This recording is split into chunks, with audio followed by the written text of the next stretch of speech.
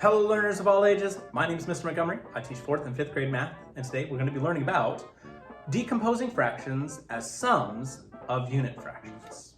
Now that's a lot of words to kind of fit into a title, and it has probably a couple of vocabulary words that you have not heard yet. They use the word unit fractions and decompose. Well, decompose you may have heard in science class, where there are decomposers or animals that help other things break apart. And so that's what decompose is when it comes to fractions, where it is taken apart into smaller pieces or smaller groups. When it comes to unit fractions, a unit fraction is any sort of fraction where it has 1 in the numerator spot and anything in the denominator spot, I believe, other than 1. So 1/4 would be a unit fraction. 1/7 would be a unit fraction. So if I take a look at 3/5, well, we have a bar that shows a representation of what 3/5 would look like. But I see that it's broken up into 1, 2, 3, 4, 5 pieces. And 1, 2, 3 of those pieces, just as our numerator says, are being shaded in or filled in. Each of these boxes represents 1/5. 1/5 would be the unit fraction of 3/5. It shows what each piece has a value of. 1/5, 1/5, 1/5.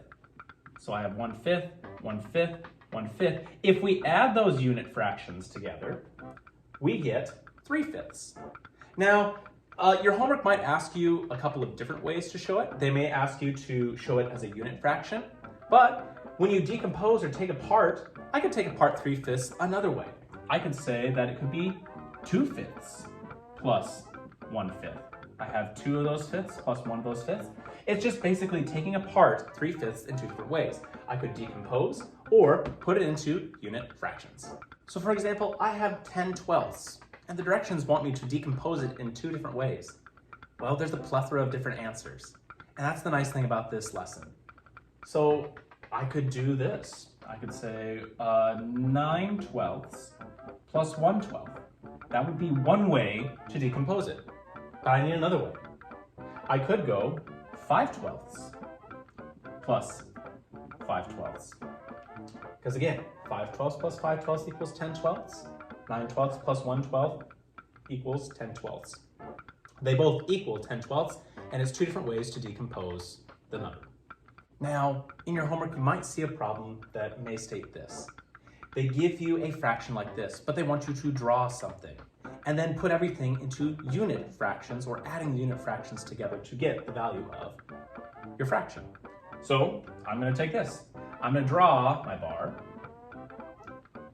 and I'm going to be looking at my denominator to figure out how many pieces my bar is going to be divided up into, which is 7. I'm going to go 1, 2, 3, 4, 5, 6. Let's double check. 1, 2, 3, 4, 5, 6. It's a little bit short.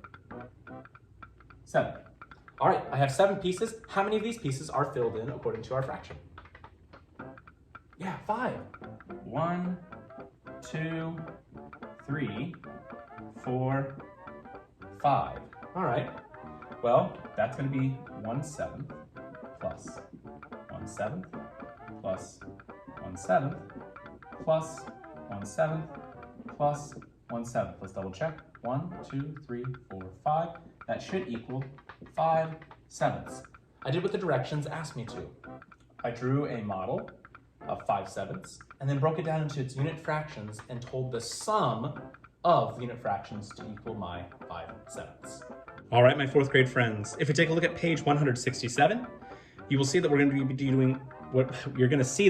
be doing practice problems number 1 and number 3.